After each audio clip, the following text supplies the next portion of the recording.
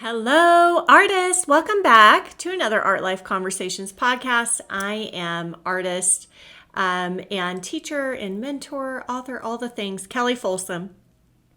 And I'm the sponsor of this podcast. How about that? I always say, don't wait on anybody. Do everything that you need to do in this life. Create everything that you want to create just for the hell of it, just for the fun of it. So today we're going to be talking about how to get those creative juices flowing, right? So get ready because we are about to dive into all the things, getting those creative juices flowing whenever maybe you're finding creativity challenging, or maybe you're not feeling very inspired or feeling very creative, right?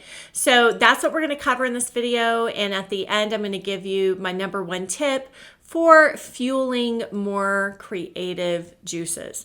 Okay, so why should we be concerned about making sure that we are in a flow state creatively and really tapping in to our full creativity in our art? Well, I feel like obviously it's super important because art makes the world such a better place.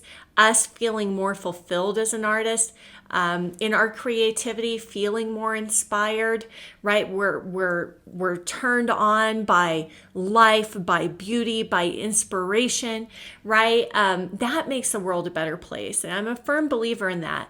I always remember this story that Viktor Frankl shared about him being in the Nazi prison camp. And I know I've shared this with you guys before, so forgive me, but it's such a good one.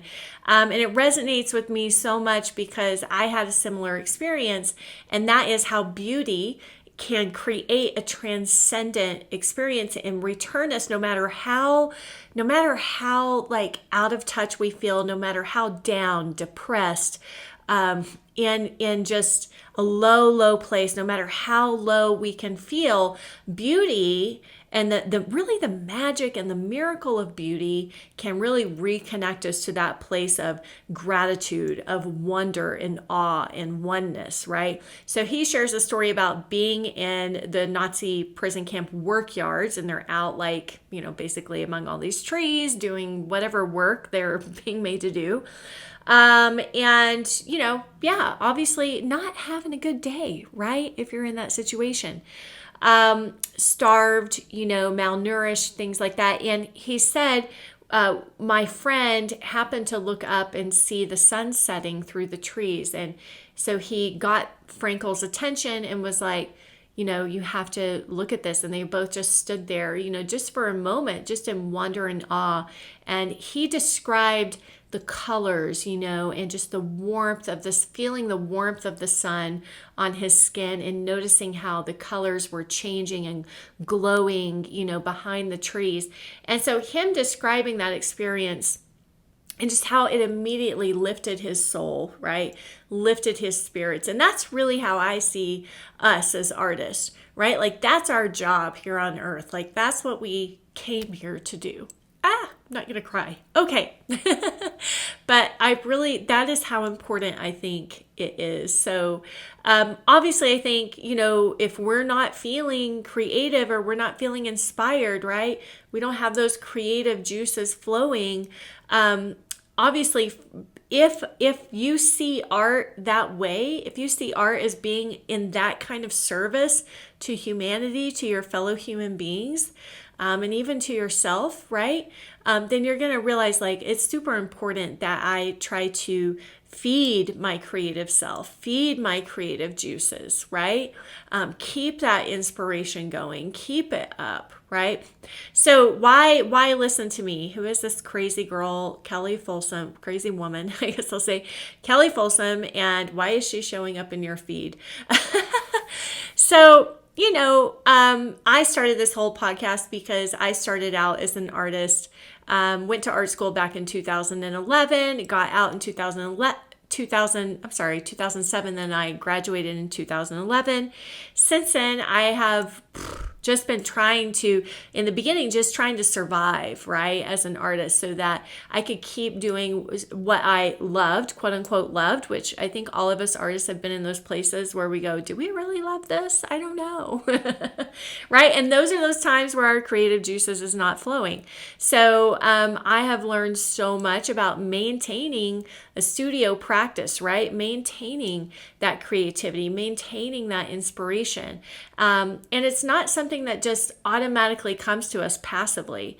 I think that is, this is one of the ways, number one, to solve the problem is not to just see yourself as like a passive recipient of anything. Like, oh, I can't control inspiration. I only feel inspired if I'm feeling inspired. The creative juices only flow if that's just, it's like, it's just the universe and it's fate. And as if you have nothing to do with it, right? As if you have no control over any of it. And I'm a firm believer that that's not the case.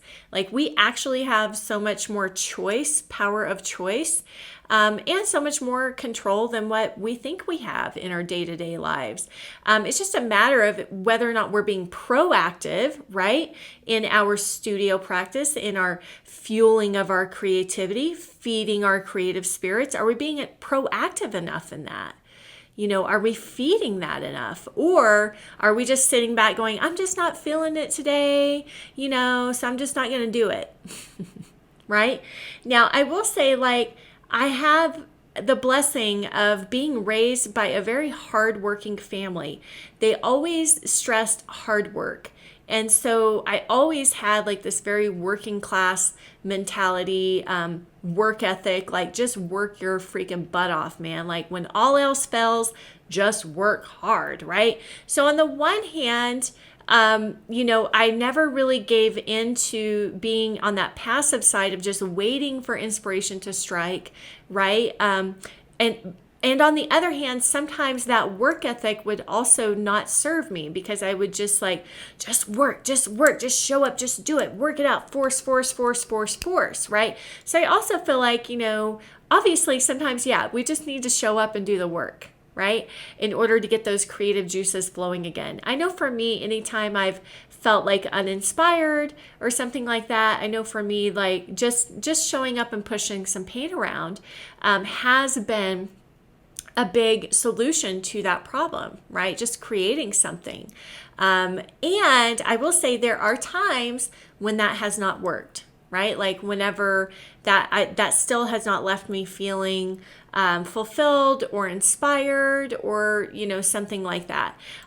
So in those times, right, whenever I am in that place where just showing up and doing the thing, just showing up and pushing the paint around, right, and I'm just not feeling inspired, things like that, I will tell you, this is my number one thing that pretty much every freaking time that I do this, I'm like, I want to paint now. I want to create now. And this is my number one tip at the end of the podcast I told you to stick around for me, and, I don't know if it's going to be the same for you, or maybe it's kind of similar, a little bit different or similar. For me, it's going and looking at art. It's going and looking at, for me, it's art history, right? So going to an art museum, going and just absorbing other artists' work, master artists' work, just really taking it in, enjoying it, soaking it up. I really love just standing in front of one piece for a long time, right? Because I start to see things that I never saw before. And also, the reason why this all pretty much always works for me, I don't think I've ever had it not work, is because it gives me new ideas, right? It helps me just to see, it helps me feel how important art is, how art makes me feel, how art impacts me. And so that gives me a different lens to look at my own art through, because I realize, oh, okay, this is who I am, this person too. I am just like Corot. I am just like, Bouguereau or Daubigny or Thomas Moran. I don't know why I'm thinking of all these French artists right now, but or, Van Gogh, or, maybe Manet is your favorite, right? Gosh, I love so many of them. So in that, what helps me about that is it also helps me realize oh wow, I'm just like all of these amazing artists who inspire me so much. So it does a couple of things. It gives me a lot of new ideas, a lot of new inspiration, because I get so like touched and so moved by their work. I also study their technique, and so that gives me new things to try to go back into the studio. So ever since, 2000, when I first started art school 2011, I have always made it a regular routine and a regular habit to visit art museums. It's one of my favorite things in the world to do. And so, in fact, so much so that I just moved a block away from the Denver Art Museum. And I go there every single day now, right? Like every day for like an hour, I go there. And the interesting thing I've discovered about that, which is kind of different, because it used to be like, oh, okay, I might go to a museum 3 times a year, or if I was lucky, a few times a year, just because, I'm in the West or Midwest. I don't know if we're West or Midwest, but anyways, you have to fly and you have to travel, or you have to drive and go to different places to get that kind of access to the art. And so I've gone from like being able to do that just a handful of times a year to now having direct access right across the street. And in the beginning, I thought, I don't know, I might not get as inspired anymore by these paintings if I'm seeing them every single day. But actually the opposite is happening. I'm getting so like intimate with each and every single painting that it's actually becoming even more inspiring to me.